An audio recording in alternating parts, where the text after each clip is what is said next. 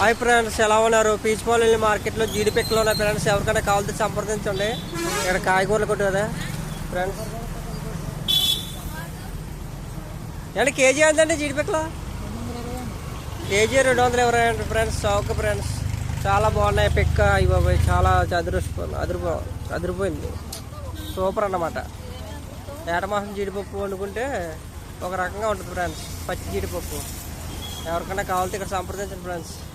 Peach పాలలోనే మంచి ఇలా ఉండాలి, ముదిరి టేస్ట్గా పప్పు ఎక్కువ ఉంటుంది.